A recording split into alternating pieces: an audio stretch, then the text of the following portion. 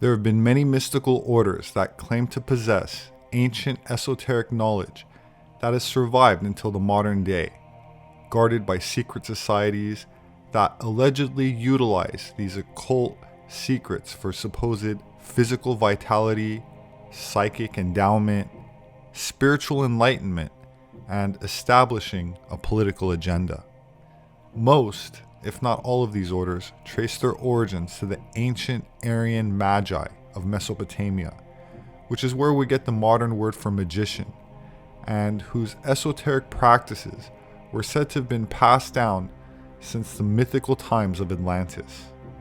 Whether that's true or not, what seems to be clear is these Central Asian or Eurasian mystics influenced various cults from Babylon to Egypt, passing on their Kabbalistic knowledge to the Knights Templar, who in turn brought it back into Europe, influencing groups such as the Rosicrucians and Freemasons, which allegedly hold a high degree of political influence across the globe.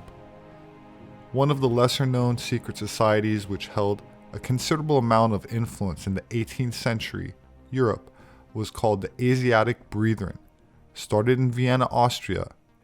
Their foundation paralleled a more popular Rosicrucian order, and while this organization played a significant role in the emergence of Adam Weishaupt's Order of the Bavarian Illuminati, they ceased to exist relatively quickly.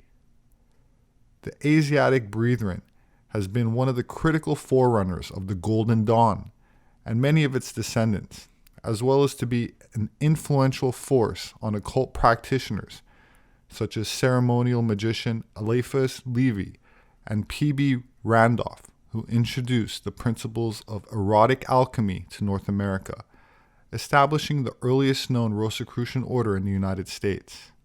Of course, the Asiatic Brethren were influenced by earlier movements, most notably the Kabbalistic concepts put forth by Sabbatai Zevi, who declared himself Messiah in 1666, who was considered a heretic by Orthodox Judaism for transgressions such as pronouncing the Holy Tetragrammaton in public, breaking dietary laws, engaging in forbidden carnal activities, and wedding Sarah, a young Polish prostitute who proclaimed she would be married by the Messiah.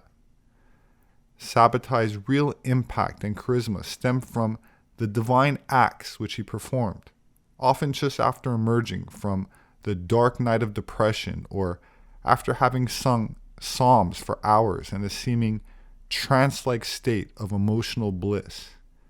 He also encourages followers to engage in promiscuous activity, and as shocking as they were, Sabbatai proclaimed that the meaning of these paradox acts was obvious to him while he was in ecstasy, and utterly inaccessible and heretical even to himself once he had returned to his normal state of being. Despite being banished by local rabbis several times and causing shock and outrage amongst Orthodox Jewish leaders, he and his charismatic wife gained a large following and eventually established their power base in Greece and Turkey.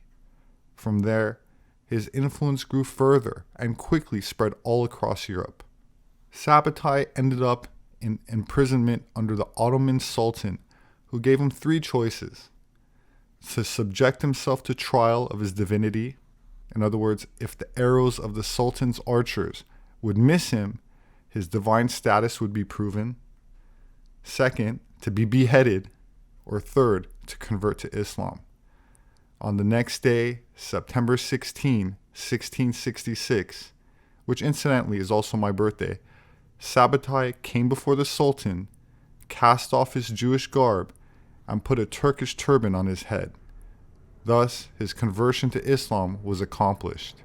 He covertly continued his practices and teachings in secret to his followers, some of whom also converted and followed him under the protection of Islam. Zevi's impact and popularity was due in no small part to his self-proclaimed prophet, Nathan of Gaza. According to the Jewish scholar Gershom Scholem, It's only through Nathan of Gaza's mystical interpretations of Sabbatai's situation and heretic deeds that the story of this new Messiah gained the mystical depth, the spiritual weight, and Kabbalistic meaning that created the necessary gravitas to turn it into such a strong movement. In fact, it is Nathan of Gaza's peculiar mix of Lurianic Kabbalah, Gnostic interpretation, quotes from the Zohar, and his own mystic explanations that helped turn Sabbatianism into a future, hidden cornerstone of our Western occult lore. Nathan refers to the Messiah's soul as a holy snake among snakes, but keep in mind that the Hebrew word for snake, nakash, has the same numeric value as the term Messiah. The Sabbatian concept of a snake or dragon in this context is paralleled in the Gnostic teachings of the Ophites, a word that comes from the Greek ophis, which means serpent.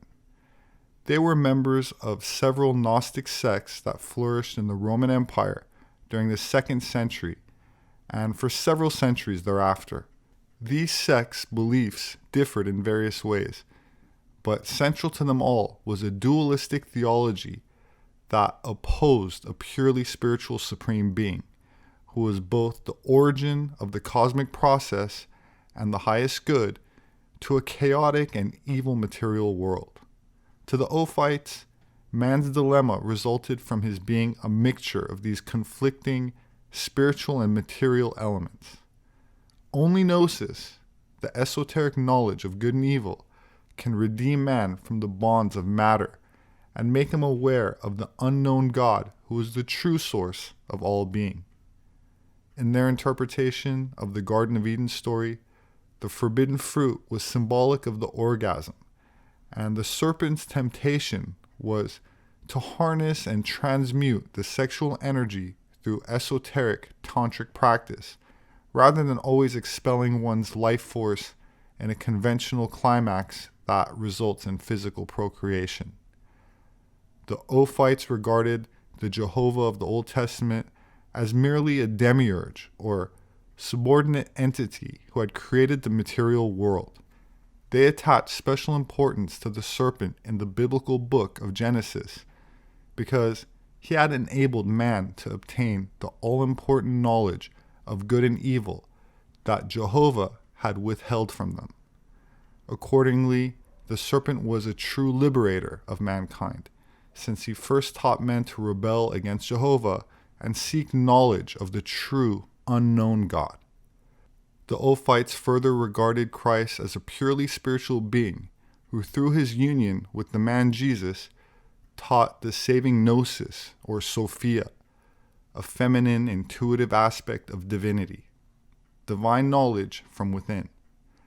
That said, from the perspective of Sabbatianism, based on the Lurianic Kabbalah, which I cover in my book 1666, the esoteric interpretation of salvation was not about redemption of the Jewish people from slavery amongst other people, but instead had to do with an inner salvation, an esoteric process of mystical healing and restoration of one's own soul through a term called tikkun olam, which means repairing the world, and has to do with the Lurianic Kabbalah's idea of freeing leftover divine sparks of light that permeated existence after creation.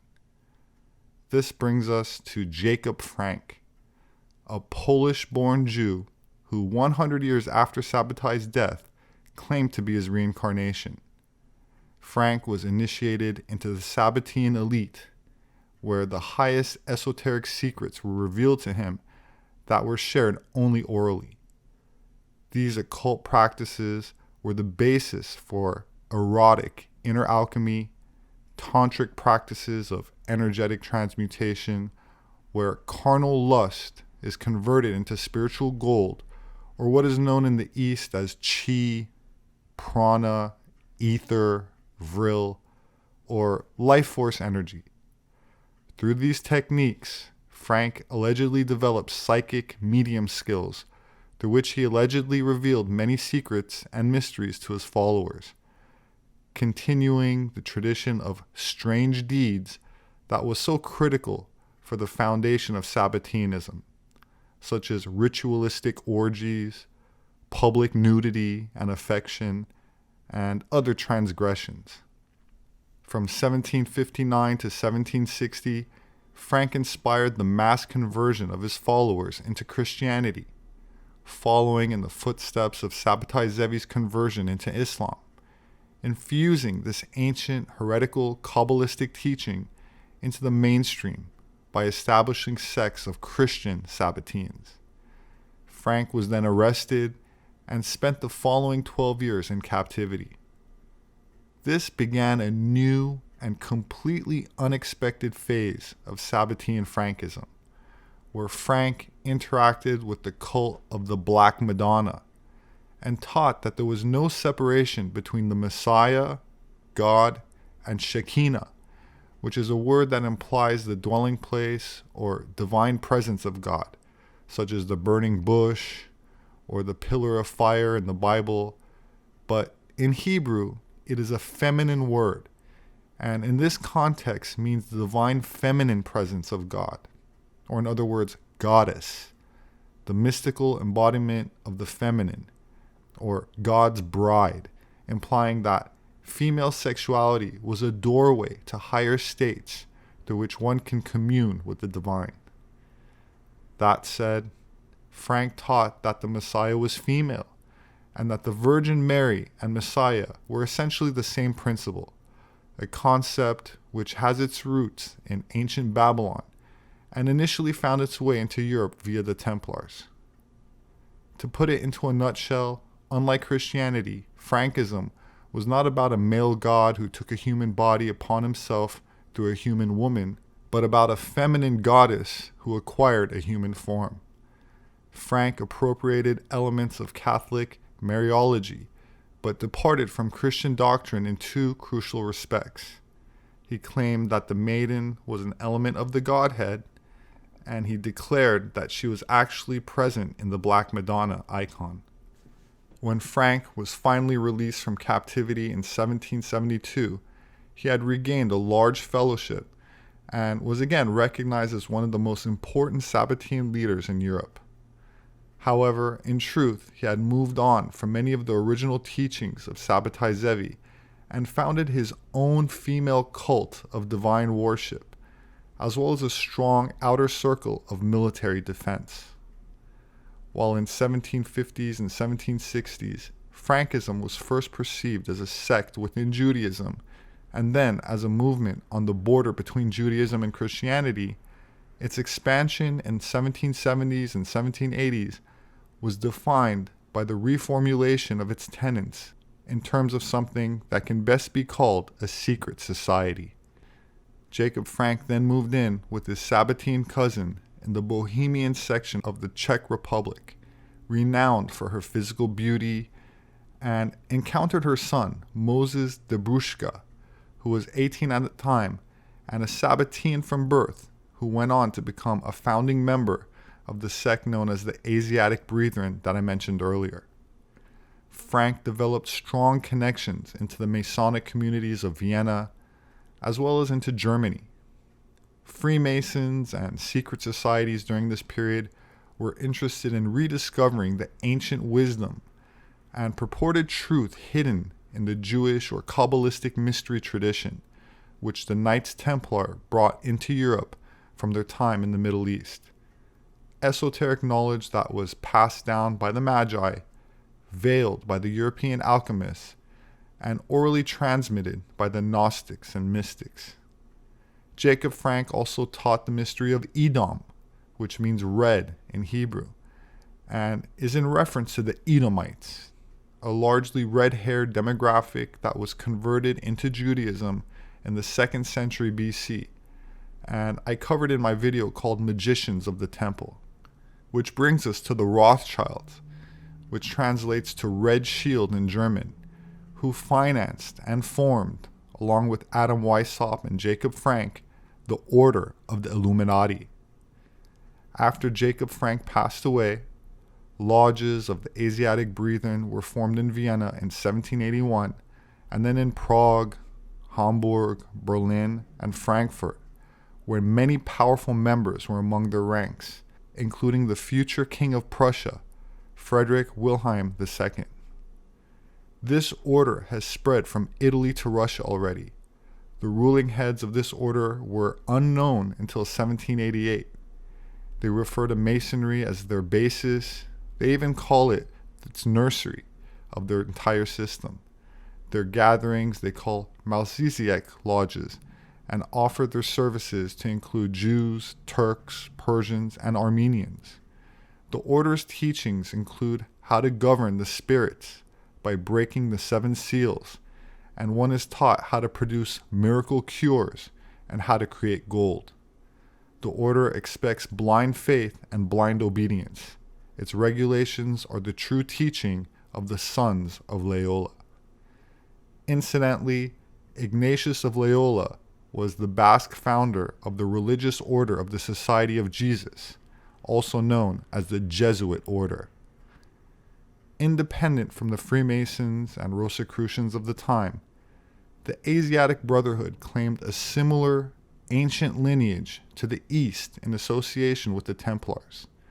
The term Asia in this context, however, is not a reference to the landmass that we've come to call Asia today, but a vague reference to Asia Minor that indicates a tradition that doesn't stem from the European mainland, but from the Orient, in particular the Aryan Magi of ancient Iran, who Albert Pike claimed was the true Chaldean originators of the pre-Jewish, pre-Arabic, and pre-Babylonian Kabbalah. In the view of the Asiatic Brethren, the Kabbalah should not be based on any particular religion, but rather formed an open path for anybody interested, be they Muslim, Catholic, or Jewish, to transcend the limitations of one's own religious tradition and to gain access to the, quote, one and only true, pure, and all-embracing religion. The Asiatic Brethren established 2 streams of teachings, one in writing and a second, more closely guarded, of individual oral instructions. This sect had a great influence on later magical and theosophic orders. In the instructions of these rituals, we learn that the order is the continuation of a very ancient alchemical, theosophical, and magical tradition transmitted over centuries through various channels, not least the Knights Templars. We find, among other mythical narratives, a vivid description of the original fall, in which a son of dawn, or Lucifer, plays a major part. The symbolism of these rituals resonates with those of the Gold und Rosenkreuz, which interpreted the first degree of regular Masonic symbols in an alchemical sense. The Asiatic Brethren were set apart from the Rosicrucian traditions of the same time in that they were much less influenced by and oriented towards Orthodox Christianity. And although they were open to Jews among their members, their legendary founding myth was also unique and was set up from the beginning to provide a platform for occult learning, teaching, and practical research hidden from the realm of influence and control of Orthodox Christianity, or Jewry for that matter. That said, the order embraced a multitude of paths towards divine gnosis through a combination of natural sciences, numerology, practical or spiritual alchemy, Kabbalah, and sex magic. Many of the order's ancient tantric techniques of erotic alchemy and sex energy transmutation found their way into what became other sects, with a possible influence on the Siberian mystic Rasputin, who pronounced that the best way to reach a divine state was through the sexual exhaustion that came after prolonged debauchery. He was best known for befriending the imperial family of Nicholas II, the last emperor of Russia, and for his Sabbatean-like philosophy of redemption through sin, which involved orgiastic rituals of bliss and prolonged orgasmic euphoria. These occult techniques also made their way into other European esoteric orders, such as the Vril Society, which was headed by the medium Maria Orsic, who was said to have used transmuted Vril energy to achieve clairvoyance and mediumship. Vril is a word used to describe energy gained through heightened states achieved through the harnessing of prana, chi, or ether, all terms that describe a life force energy that permeates the universe and all living things. The Vril Society was eventually absorbed into the National Socialist Party, which funded research into various occult practices with the goal of acquiring alternative forms of technology, such as anti-gravitic flight, which it allegedly did achieve, but supposedly did not perfect until the end of the war. Speculation persists around events that took place in Antarctica, codenamed Operation High Jump, when the Allies sent 4,700 armed troops, an aircraft carrier, destroyers, and failed in an attempt to destroy a holdout German base, which allegedly was built below the Antarctic ice.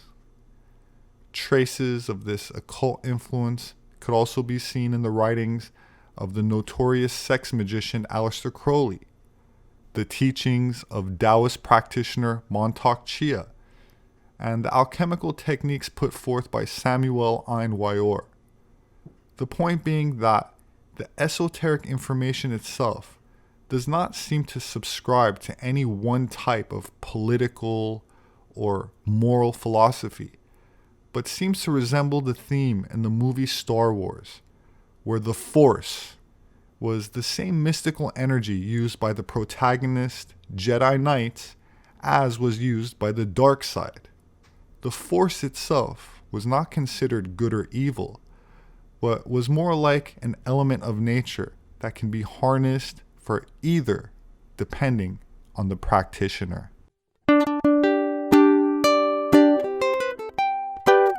My name is Robert Sepehr. I'm an anthropologist. My published work is available on Amazon and through all other major book outlets. If you'd like to support my work, you can do that through patreon.com. There should be a link in the description. Please subscribe for future updates. Leave your thoughts below. Have a wonderful weekend, and I hope to see you again soon.